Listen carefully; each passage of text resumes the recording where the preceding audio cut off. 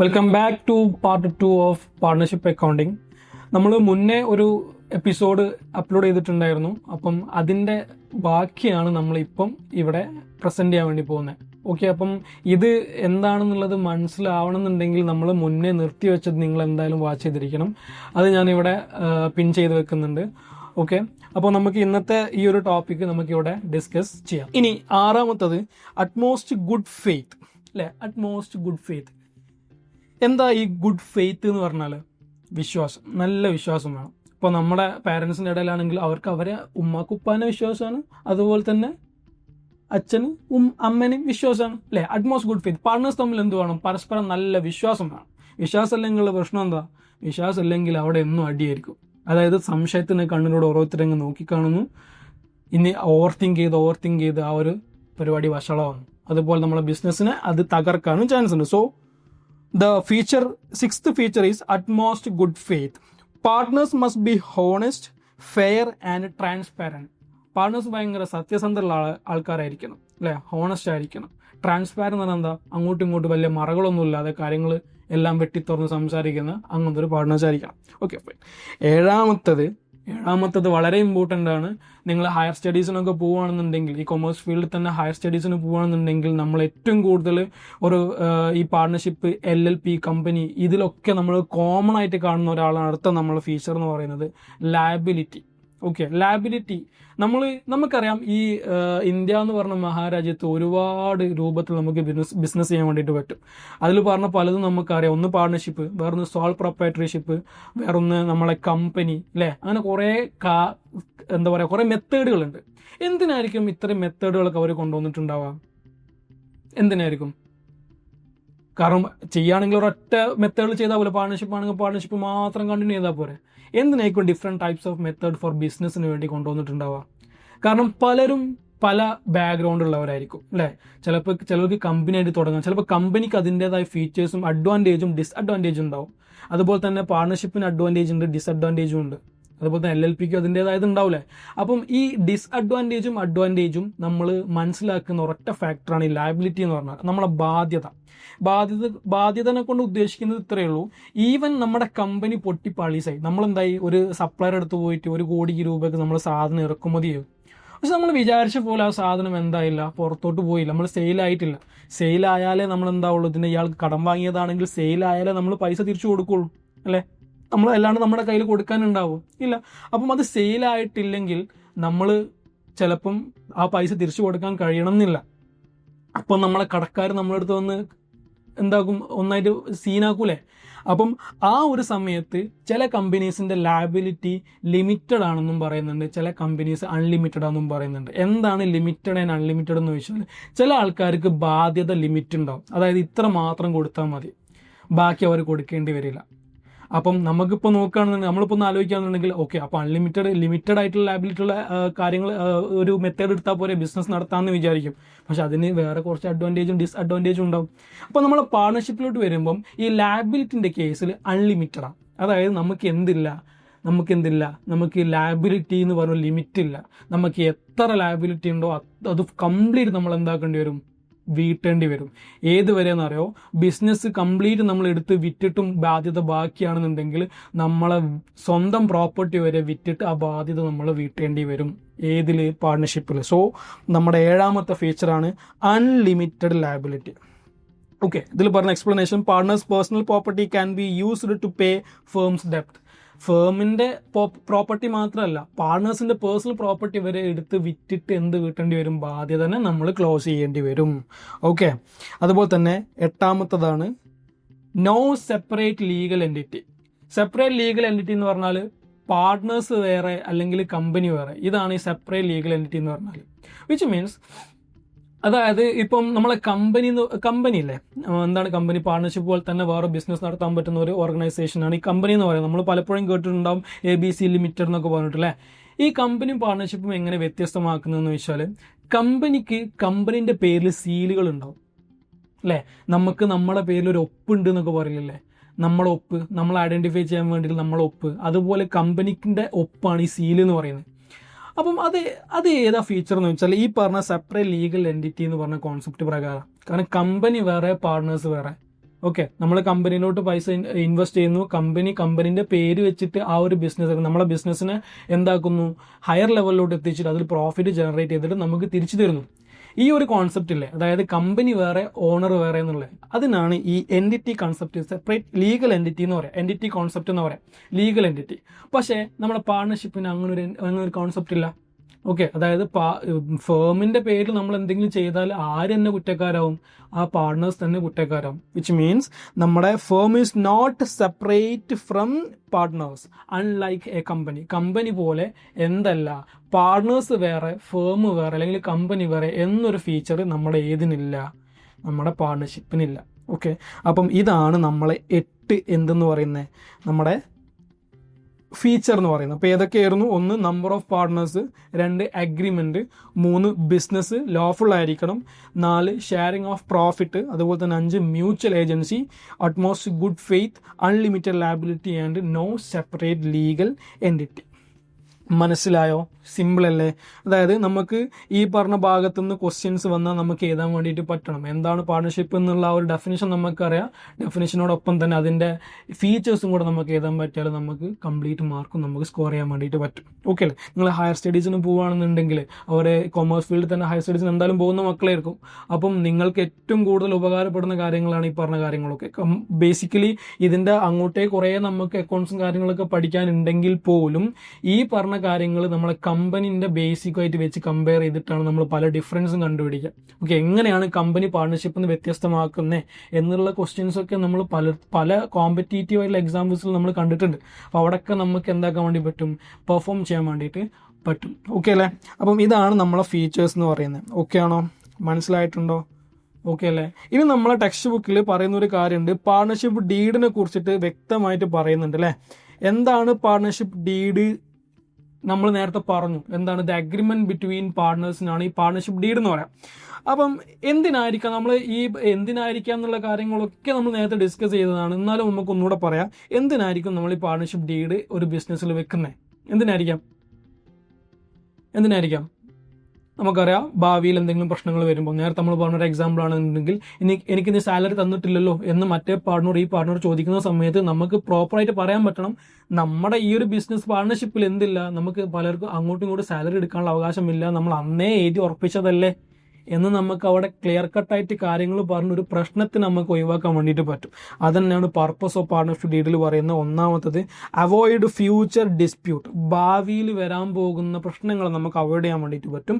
അതുപോലെ തന്നെ രണ്ടാമത് സ്മൂത്ത് ഫങ്ഷനിങ്. എപ്പോഴാണ് സ്മൂത്ത് ഫങ്ഷൻ എന്ന് പറഞ്ഞ ഒരു ഫീച്ചർ കയറി വരുന്നത്, അല്ലെങ്കിൽ ആ ഒരു സ്റ്റേജിലോട്ട് എപ്പോഴാണ് ഒരു ബിസിനസ് കയറി വരിക? ബിസിനസ് വേണ്ട, നമ്മുടെ കയ്യിലൊക്കെ ഫോണില്ലേ, ആ ഫോൺ എപ്പോഴാണ് സ്മൂത്തായിട്ട് ഫങ്ഷൻ ചെയ്യുന്നുണ്ടെന്ന് പറയാം? അതിൽ ബഗ് അടിക്കാതിരിക്കണം അല്ലേ, അതിന് കംപ്ലൈൻറ്റുകളൊന്നും ഇല്ലാതിരിക്കണം.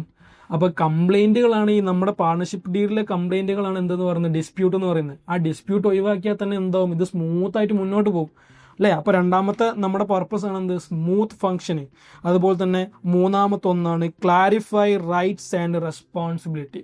അപ്പോൾ നമ്മൾ പാർട്ണർഷിപ്പ് ഡീഡ് എന്ന് പറഞ്ഞാൽ പാർട്ണർഷിപ്പിനെ നമ്മളെ കൺട്രോൾ ചെയ്യുന്ന ഒരു അഗ്രിമെൻ്റ് ആണെന്ന് പറഞ്ഞു. അതിലിപ്പോൾ 3-4 പാർട്ട്നേഴ്സ് ഉണ്ടെങ്കിൽ ഓരോ പാർട്ട്നേഴ്സിൻ്റെ ഡ്യൂട്ടീസ് എന്താണ്, അവരെന്തൊക്കെ കാര്യങ്ങൾ ചെയ്യണം, അവർക്ക് റിമ്യൂണറേഷൻ ഉണ്ടോ എന്നുള്ള കാര്യങ്ങളൊക്കെ ക്ലിയർ ആയിട്ട് നമ്മൾ ഇതിൽ ഡിസ്കസ് ചെയ്യും. നമ്മുടെ പാർട്ണർഷിപ്പ് ഡീഡ് നമ്മൾ ഡിസ്കസ് ചെയ്തിട്ട് പാർട്ട്നേഴ്സ് എല്ലാവരും ഒപ്പിടും അല്ലേ. അപ്പോൾ അതുപോലെ തന്നെ എന്താണ് എൻ്റെ ജോലി എന്നുള്ള പാർട്ട്നേഴ്സിൻ്റെ ആ ഒരു കൺഫ്യൂഷൻ എന്താവും, അവിടെ ഒരു ക്ലാരിറ്റി വരും. ഓക്കെ അല്ലേ? ഇതാണ് നമ്മളെ പാർട്ണർഷിപ്പ് ഡീഡിൻ്റെ പർപ്പസ്. എന്തൊക്കെയായിരുന്നു? ഒന്ന് ഡിസ്പ്യൂട്ട് ഒഴിവാക്കാൻ, അതുപോലെ തന്നെ സ്മൂത്തായിട്ട് ഫങ്ഷൻ ചെയ്യാൻ വേണ്ടിയിട്ട്, അതുപോലെ തന്നെ clarify the rights and responsibility. Okay ആണോ? ഓക്കെ അല്ലേ? അതിൽ നമ്മൾ ഇമ്പോർട്ടൻ്റ് ആയിട്ടുള്ള വേറെ ആണ് കണ്ടൻസ് ഓഫ് ഡീഡ് എന്ന് പറയുന്നുണ്ട്. കണ്ടൻസ് ഓഫ് ഡീഡ്, അതായത് കണ്ടന്റ് എന്ന് പറഞ്ഞാൽ എന്താ, നമ്മളെ പാർട്ണർഷിപ്പ് ഡീഡിൽ എന്തൊക്കെ കാര്യങ്ങളാണ് നമ്മൾ അതിൽ ഇൻക്ലൂഡ് ചെയ്യുന്നതെന്നുള്ളത് അല്ലേ. കണ്ടൻസ് ഓഫ് ഡീഡ് ഏതൊക്കെയാണ്? നെയിം ഓഫ് ദ ഫേം അല്ലേ. നമ്മളിപ്പോൾ ഒരു പാർട്ണർഷിപ്പ് ഫേമിൻ്റെ ഒരു ഡീഡ് ഉണ്ടാക്കുന്ന സമയത്ത് ആ ഡീഡിൽ ആദ്യം വേണ്ടത് എന്താ? ഒന്നും വേണ്ട, നമ്മളിപ്പോൾ ലവ് ലെറ്റർ ഒരാൾക്ക് അയക്കാമെന്ന് വിചാരിച്ചോ, അതിൽ നമ്മുടെ പേര് എഴുതിയിട്ടില്ലെങ്കിൽ പ്രശ്നം വഷളാവൂലേ? ഇത് കൊണ്ടു കൊടുക്കുന്നത് നമ്മളല്ലാന്നുണ്ടെങ്കിൽ അവൻ്റെ പേര് എഴുതി വെച്ചാലോ എന്താവും? മണ്ണും ചാരി നിന്നവന് പൊണ്ണും കൊണ്ടുപോകുന്നു പറയും. അതേ അവസ്ഥയിൽ അപ്പോൾ ആദ്യം നമ്മളൊരു ഡോക്യുമെന്റ് ഉണ്ടാക്കുന്ന സമയത്ത് അതിൽ ആ ഒരു നെയിം ഓഫ് ദ ഫേം നമ്മൾ എന്താക്കണം, അതിൽ എഴുതണം. നമുക്കതുപോലെ തന്നെ ഒന്നാമത്തെ കാര്യം name of the firm. 2 name and address of all partners. ആരൊക്കെയാണ് ഈ ഒരു ഫേമിലുള്ളത് അല്ലെങ്കിൽ ഈ പാർട്ണർഷിപ്പിൽ ആരൊക്കെയാണ് ഉള്ളത് എന്നുള്ള കാര്യം കംപ്ലീറ്റ് ചെയ്ത് അവർ അഡ്രസ്സ് കംപ്ലീറ്റ് നമ്മൾ എഴുതണം. ഓക്കെ, ഇൻട്രൊഡക്ഷൻ ആയിട്ടുള്ള പാർട്ടുകളാണ്. 3, nature and place of business. ഞാൻ നടത്തുന്ന ബിസിനസിന്റെ നേച്ചർ എന്താണ്? റീസെയിൽ ഓഫ് കാർ ആണോ, അല്ലെങ്കിൽ വേറെ എന്തെങ്കിലും റിയൽ എസ്റ്റേറ്റ് പരിപാടിയാണോ എന്നുള്ള കാര്യങ്ങളൊക്കെ നമ്മൾ പ്രത്യേകം മെൻഷൻ ചെയ്യണം, വേണ്ടേ? അതുപോലെ തന്നെ പ്ലേസ് ഓഫ് ബിസിനസ്, എവിടെയാണ് എൻ്റെ ബിസിനസ് സ്ഥിതി ചെയ്യുന്നത് എന്നുള്ള കാര്യം നമ്മൾ പ്രോപ്പറായിട്ട് പറയണം. പിന്നെ date of commencement of partnership, എന്നാണ് ഈ പാർട്ണർഷിപ്പ് നിലവിൽ വന്നത്, എന്ന് മുതലാണ് ഞങ്ങൾ പാർട്ട്നേഴ്സ് ആയത് എന്നുള്ള കാര്യം പറയണം. പിന്നെ ഡ്യൂറേഷൻ ഓഫ് പാർട്ണർഷിപ്പ്, നമ്മൾ എത്ര കാലം വരെ ഈ പാർട്ണർഷിപ്പ് ഉണ്ടാവും എന്നുള്ള കാര്യങ്ങൾ പറയണം, അല്ലേ? പിന്നെ ക്യാപിറ്റൽ കോൺട്രിബ്യൂഷൻ, പാർട്ട്നേഴ്സായി ഇങ്ങനെ ഞെളിഞ്ഞിരുന്നാൽ മാത്രം മതിയോ? പോരാ, അവിടെ ബിസിനസ് നടത്താൻ ഫണ്ട് വേണം. ആ ഫണ്ട് ആരൊക്കെ ഏതൊക്കെ അളവിൽ ഇറക്കി എന്നുള്ള കാര്യങ്ങൾ, അല്ലേ? Capital contribution by partners complete അവിടെ നമ്മൾ പറയണം. പിന്നെ the amount which can be withdrawn by each partner. പാർട്ട്നേഴ്സിന് ഡ്രോയിങ്സ് നമ്മൾ കേട്ടിട്ടുണ്ടാവും, അല്ലേ? അതായത് ഡ്രോയിങ്സ് എന്ന് പറഞ്ഞാൽ പേഴ്സണൽ ആവശ്യങ്ങൾക്ക് വേണ്ടിയിട്ട് പാർട്ട്ണർഷിപ്പ് എടുത്തു കൊണ്ടുപോകുന്ന പൈസക്കാണ് ഈ ഡ്രോയിങ്സ് എന്ന് പറയാം. അതിന് ലിമിറ്റ് ഉണ്ടെങ്കിൽ എത്ര വരെ ഇയാൾക്ക് ഡ്രോയിങ്സ് ആയിട്ട് കൊണ്ടുപോകാം എന്നുള്ള കാര്യങ്ങൾ നമുക്ക് പറയാം, അല്ലേ? ഇനിയിപ്പോൾ അതിന് ലിമിറ്റ് വെച്ചിട്ടില്ലെങ്കിലുള്ള പ്രശ്നം എന്താ? പാർട്ട്നേഴ്സ് അവർക്ക് വേണ്ട എമൗണ്ട് ഇങ്ങനെ ബിസിനസ് എടുത്തുകൊണ്ടും ബിസിനസിന്റെ പരിപാടി നടക്കുമോ? ഇല്ല. അപ്പോൾ ലിമിറ്റ് വെക്കുന്നത് നല്ലതാണ്. അങ്ങനെ ലിമിറ്റ് ഉണ്ടെങ്കിൽ അത് എത്രയാണെന്നുള്ള കാര്യങ്ങൾ എന്താക്കുക അതിൽ പറയാം. അതുപോലെ തന്നെ rules regarding operation of bank account, അതായത് നമ്മളെ പാർട്ണർ ഓരോ ബിസിനസ്സിനും നമുക്ക് എന്തുണ്ടാവും? ബാങ്ക് അക്കൗണ്ട്സ് വേണം. നമുക്ക് പേഴ്സണലി എല്ലാവർക്കും ബാങ്ക് അക്കൗണ്ട്സ് ഉണ്ട്, അല്ലേ? അതിലേക്ക് പൈസ വരുന്നില്ല എന്നല്ലേ ഉള്ളൂ. പൈസ നമുക്ക് ഇൻഷാല്ലാ എന്താക്കാം, നമുക്ക് വരുത്താം. എന്തായാലും വരും, നോക്കാം നമുക്ക്. അതിനെല്ലാം നമ്മൾ പഠിക്കുന്നത്. അപ്പോൾ ഇതൊക്കെ പ്ലസ് ടു അങ്ങോട്ട് പാസ്സായ പിന്നെ നമ്മളെ ഭാവി എന്താണെന്നുള്ളത് നമ്മളങ്ങ് തീരുമാനിക്കും. അതിൽ പോയി ജോയിൻ ചെയ്യുക. പിന്നെ നമ്മുടെ അക്കൗണ്ടിൽ എന്താവണം, പൈസ ഇങ്ങനെ വന്നുകൊണ്ടിരിക്കണം. അപ്പോൾ നമ്മുടെ ബാങ്ക് അക്കൗണ്ട് ഒരു പർപ്പസായി. Okay, fine. അപ്പം ഈ പറഞ്ഞ ബിസിനസിന്റെ ബാങ്ക് അക്കൗണ്ടിന്റെ ഓപ്പറേഷൻസ്, അല്ലേ, അത് ആര് ഓപ്പറേറ്റ് ചെയ്യണം, ആർക്കൊക്കെ പൈസ അതിൽ നിന്ന് അയച്ചു കൊടുക്കാൻ പറ്റും എന്നുള്ള ക്ലിയർ ഓതറൈസേഷൻ വേണം. അങ്ങനെ ഒരു ഓതറൈസേഷൻ അല്ലെങ്കിൽ ഒരു ഉത്തരവാദിത്തം ഏൽപ്പിക്കപ്പെട്ടിട്ടില്ലെങ്കിൽ പ്രശ്നം എന്താ? എല്ലാ പാർട്ട്നേഴ്സും കയറി അവർക്ക് വേണ്ട പേയ്മെന്റ് ഇങ്ങനെ ചെയ്ത് പോകുകയാണെന്നുണ്ടെങ്കിൽ അതൊരു എന്താ പറയുക, നമുക്ക് കൺട്രോൾ ചെയ്യാൻ പറ്റാത്ത രൂപത്തിലോട്ട് മാറും, അല്ലേ? ഓക്കെ, അപ്പോൾ അങ്ങനത്തെ നമ്മുടെ എല്ലാ കാര്യങ്ങളും, എന്തൊക്കെ കാര്യങ്ങളാണോ ഈ ഒരു ബിസിനസ്സിൽ അത്യാവശ്യമായിട്ട് വേണ്ടത്, അല്ലെങ്കിൽ ബിസിനസ്സിനെ കുറിച്ച് അല്ലെങ്കിൽ പാർട്ട്നേഴ്സ് അംഗീകരിക്കേണ്ട അല്ലെങ്കിൽ പാർട്ട്നേഴ്സ് തമ്മിൽ അറിയേണ്ട എല്ലാ A to Z കാര്യങ്ങൾ നമ്മൾ ഇതിൽ പറയണം. നമ്മളെ പാർട്ണർഷിപ്പ് ഡീലിൽ വ്യക്തമായിട്ട് പറയണം. ഓക്കെ അല്ലേ? പറഞ്ഞാൽ മാത്രം മതിയോ? പറഞ്ഞാൽ മാത്രം പോരാ. എല്ലാ പാർട്ട്നേഴ്സും അതൊക്കെ വായിച്ച് നോക്കിയും വേണം. അവർ അടിയിൽ സബ്സ്ക്രൈബ് ചെയ്യുക. സബ്സ്ക്രൈബ് ചെയ്യുക എന്ന് പറഞ്ഞാൽ എന്താ? നമ്മൾ യൂട്യൂബിൽ കേട്ടിട്ടുണ്ടാവും, അല്ലേ? സബ്സ്ക്രൈബ് ചെയ്യുക എന്ന് പറഞ്ഞാൽ ഇപ്പോൾ ഈ ഒരു ക്യാപിറ്റൽസിൻ്റെ പേജ് സബ്സ്ക്രൈബ് ചെയ്യുക എന്ന് ഞാൻ പറയുകയാണെന്നുണ്ടെങ്കിൽ അതിൻ്റെ മീനിങ് എന്താ? ഈ നിങ്ങൾ സബ്സ്ക്രൈബ് ചെയ്തുകൊണ്ടുള്ള ഗുണം എന്താ? നിങ്ങൾക്ക് നമ്മൾ ഇറക്കുന്ന വെറും ക്യാമ്പുകളുടെ വീഡിയോസൊക്കെ എന്താവും? നിങ്ങൾക്ക് ഓട്ടോമാറ്റിക്കലി നിങ്ങളുടെ നോട്ടിഫിക്കേഷൻ ആയിട്ട് വരും, അല്ലേ? അതിന് ബെല്ലൈക്കൺ കൂടി എന്താക്കണം, ഒന്ന് എനേബിൾ ചെയ്യണം എന്ന് പറഞ്ഞു. ഓക്കെ, അപ്പം സബ്സ്ക്രൈബ് ചെയ്യാന്ന് പറഞ്ഞാൽ നമ്മൾ ആ പാർട്ണർഷിപ്പ് ഡീഡ് എല്ലാ പാർട്ട്നേഴ്സും എന്ത് ചെയ്യുക, ഒന്ന് പോയിട്ട് ഒപ്പിടുക. അതായത് ഞങ്ങളിത് അംഗീകരിച്ചു, അല്ലേ, ഞങ്ങളിത് അംഗീകരിച്ചു എന്ന് പറഞ്ഞിട്ട് ഒപ്പിടാം. ഇതിനാണ് സബ്സ്ക്രൈബ് ചെയ്യുക എന്ന് പറയാം. ഓക്കെ അല്ലേ?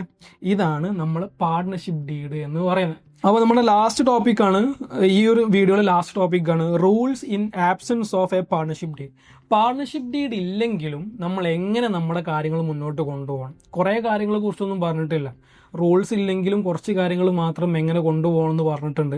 അത് പറഞ്ഞിരിക്കുന്നത് നമ്മുടെ ഈ പാർട്ണർഷിപ്പ് എന്ന് പറഞ്ഞ ഈ ഒരു മെത്തേഡ് ഓഫ് ബിസിനസ് കൺട്രോൾ ചെയ്യുന്ന പാർട്ണർഷിപ്പ് ആക്ട്, അല്ലെ, പാർട്ണർഷിപ്പ് ആക്ട് ആണ് പറഞ്ഞിട്ടുള്ളത്. സെക്ഷൻ 13 എന്ന് പറയും. എന്താ ഈ സെക്ഷൻ എന്നൊക്കെ പറഞ്ഞാൽ, നമ്മൾ പല ഫിലിംസ് കാണുന്ന സമയത്ത് അവിടെ ഒരു കോടതിയിലുള്ള ഒരു സീക്വൻസ് ഉണ്ടെന്നുണ്ടെങ്കിൽ അവിടെ പറയില്ല according to IPC section number 1, 2, 3, 4 എന്നൊക്കെ പറഞ്ഞ് കുറേ ആൾക്കാർ ഇങ്ങനെ വക്കീലന്മാരിങ്ങനെ വാദിക്കുന്നത് കാണില്ലേ. അപ്പോൾ സെക്ഷൻ എന്ന് പറഞ്ഞാൽ നമ്മൾ ഓരോരോ ഭാഗങ്ങൾ, അല്ലേ, അത് നമ്മൾ നിയമത്തിൻ്റെ ഓരോരോ ഭാഗങ്ങൾ അടക്കി വെച്ചിരിക്കുന്ന ഓരോരോ ഏരിയാസിനെ സെക്ഷൻസ് എന്ന് പറയാം. ഓക്കെ, അപ്പം ഈ സെക്ഷൻ 13 പറഞ്ഞിരിക്കുന്ന കാര്യങ്ങളാണ് എന്ത്, കുറച്ച് കാര്യങ്ങൾ പാർട്ണർഷിപ്പ് ഡീഡ് ഇല്ലെങ്കിലും നമ്മൾ പാലിക്കേണ്ട കുറച്ച് കാര്യങ്ങൾ. അതിലൊന്ന് പ്രോഫിറ്റ് ആൻഡ് ലോസ്. അതിനെക്കുറിച്ച് നമ്മൾ നേരത്തെ പറഞ്ഞു. പ്രോഫിറ്റ് ആൻഡ് ലോസ് ഒരു അഗ്രീഡ് റേഷ്യോ പാർട്ണർഷിപ്പ് ഡീഡിൽ പറഞ്ഞിട്ടില്ലെങ്കിൽ നമ്മൾ എങ്ങനെ വീതിക്കണം? ഈക്വലി. അത് തന്നെയാണ് ഇവിടെയും പറയുന്നത്, ഈക്വലി റിഗാർഡ്ലെസ് ഓഫ് ക്യാപിറ്റൽ. അതായത് പ്രോഫിറ്റ് ആൻഡ് ലോസ് എന്തായിരിക്കണം? ഈക്വലി വീതിക്കണം. ഓക്കെ അല്ലേ? ഈക്വലി പാർട്ണർഷിപ്പ് ഡീഡിൽ ഒരു റേഷ്യോ പറഞ്ഞിട്ടില്ല എന്നുണ്ടെങ്കിൽ ഈക്വലി എല്ലാവർക്കും കിട്ടാനുള്ള അവകാശമുണ്ട്. 2, ഇൻട്രസ്റ്റ് ഓൺ ക്യാപിറ്റൽ. എന്താ ഇൻട്രസ്റ്റ് ഓൺ ക്യാപിറ്റൽ എന്ന് പറഞ്ഞാൽ? ഇപ്പോൾ ഒരു ക്യാപിറ്റൽ എന്ന് പറഞ്ഞാൽ എന്താ? നമ്മളെ ബിസിനസ് നടത്താനുള്ള ഫണ്ട്, അല്ലേ? ആ ഫണ്ട് ഇങ്ങോട്ടേക്ക് ഇൻവെസ്റ്റ് ചെയ്യുന്ന സമയത്ത് അയാൾക്ക് ഫണ്ട് ഇങ്ങോട്ട് തന്നതിൻ്റെ പുറമെ നമ്മൾ അങ്ങോട്ടേക്ക് കുറച്ച് ഇൻട്രസ്റ്റ് കൊടുക്കാം, അല്ലേ? ഓക്കെ, നമുക്ക് കൊടുക്കാം. പക്ഷേ എന്ത് വേണം? ഇവിടെ റൂള് പറയുന്നത് എന്താ? Interest is not allowed. അതായത് ഇൻട്രസ്റ്റ് കൊടുക്കണം എന്നൊരു നിർബന്ധം അവിടെ ഇല്ല. Unless there is a profit and deed allow. ഡീഡിൽ പറഞ്ഞിട്ടുണ്ടെങ്കിൽ മാത്രം ഇൻട്രസ്റ്റ് കൊടുത്താൽ മതി. അതുപോലെ തന്നെ ഡീഡിൽ പറഞ്ഞിട്ടുണ്ടെങ്കിൽ മാത്രമല്ല, നമുക്ക് പ്രോഫിറ്റും വേണം. പ്രോഫിറ്റ് ഇല്ല എന്നുണ്ടെങ്കിൽ നമുക്ക് അവിടെ ഇൻട്രസ്റ്റ് ഓൺ ക്യാപിറ്റൽ കൊടുക്കാൻ പറ്റൂല. ഓക്കെ, പല ക്വസ്റ്റ്യനിലും ഇൻഡയറക്റ്റ് ആയിട്ട് ചോദിക്കാറുണ്ട്. അതായത് ഇത്ര അതിൻ്റെ കോൺസെപ്റ്റ് ഉള്ളൂ. ഇൻട്രസ്റ്റ് ഓൺ ക്യാപിറ്റലിനെ കുറിച്ച് ഡീഡിൽ പറഞ്ഞിട്ടില്ലെങ്കിൽ നമ്മൾ എന്തായിരിക്കണം, അത് കൊടുക്കണ്ട, നിർബന്ധമില്ല. ഓക്കെ, ഇനി ഡീഡിൽ പറഞ്ഞിട്ടുണ്ട് പക്ഷെ നമുക്ക് ആ വർഷം ലോസ് ആണുള്ളത്, എന്നാലും കൊടുക്കണ്ട. പക്ഷെ കൊടുക്കാനുള്ള മാനദണ്ഡം ഇത്രേ ഉള്ളൂ, ഡീഡിൽ പറയുകയും വേണം, അതുപോലെ തന്നെ നമുക്ക് പ്രോഫിറ്റ് ഉണ്ടാവുകയും വേണം. പ്രോഫിറ്റ് ഉണ്ടെങ്കിലും ഡീഡിൽ പറഞ്ഞിട്ടുണ്ടെങ്കിലും മാത്രം ഇൻട്രസ്റ്റ് ഓൺ ക്യാപിറ്റൽ കൊടുത്താൽ മതി, അല്ലെങ്കിൽ കൊടുക്കണ്ട. ഓക്കെ അല്ലേ? 2. ഓക്കെ, മൂന്നാമത്തത് ഇൻട്രസ്റ്റ് ഓൺ ഡ്രോയിങ്സ്. ഡ്രോയിങ്സ് നമുക്കറിയാം, പേഴ്സണൽ ആവശ്യങ്ങൾക്ക് വേണ്ടിയിട്ട് നമ്മുടെ പാർട്ട്ണർഷിപ്പിൽ നിന്ന് എടുത്തു കൊണ്ടുപോകുന്ന ആ ഒരു എമൗണ്ടിനാണ് ഡ്രോയിങ്സ് എന്ന് പറയുന്നത്. അപ്പം ഇൻട്രസ്റ്റ് ഓൺ ഡ്രോയിങ്സ്, അങ്ങനെ എടുത്തു കൊണ്ടുപോകുന്ന ഡ്രോയിങ്സിന് മുകളിൽ ഇൻട്രസ്റ്റ് ചാർജ് ചെയ്യാം അല്ലേ? ആ ഇൻട്രസ്റ്റ് ചാർജ് ചെയ്യരുത്, ചെയ്യാൻ പറ്റൂല.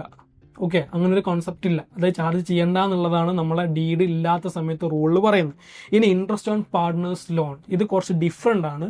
അതായത് പാർട്ട്നേഴ്സ് അവരുടെ ക്യാപിറ്റൽ, പാർട്ട്നേഴ്സ് എന്ന് പറഞ്ഞാൽ നമുക്ക് പൈസ തരുമ്പോൾ അതിന് നമ്മൾ ക്യാപിറ്റലായിട്ട് ട്രീറ്റ് ചെയ്യല്ലേ. ഒരു പാർട്ട്ണർ നമ്മളെ ബിസിനസ്സിലോട്ട് പൈസ ഇറക്കുന്നുണ്ടെങ്കിൽ ആ ഒരു എമൗണ്ടിന് നമ്മൾ ക്യാപിറ്റൽ എന്നാണ് പറയാം. ഇനി ക്യാപിറ്റൽ അല്ലാതെ ലോണായിട്ട് തരാണ് കുറച്ച് പൈസ, അത് ക്യാപിറ്റൽ അല്ല, മറിച്ച് ഒരു സഹായം എന്ന രൂപത്തിൽ നമുക്ക് ലോൺ തരാണെന്നുണ്ടെങ്കിൽ അതിൻ്റെ മുകളിൽ നമ്മൾ അങ്ങോട്ട് പാർട്ട്നേഴ്സിന് കൊടുക്കുന്ന ഇൻട്രസ്റ്റ്. ഓക്കെ, ഇൻട്രസ്റ്റ് എന്താ? പലിശ അല്ലേ? ഇൻട്രസ്റ്റ് ഓൺ ലോൺ, അതിനെക്കുറിച്ച് പറഞ്ഞ ഇത്രയേ ഉള്ളൂ. ഇൻട്രസ്റ്റ് ഓൺ ലോൺ നമുക്ക് കൊടുക്കാം, ഡീഡിൽ പറഞ്ഞിട്ടില്ലെങ്കിൽ നമുക്ക് കൊടുക്കാം. എത്ര?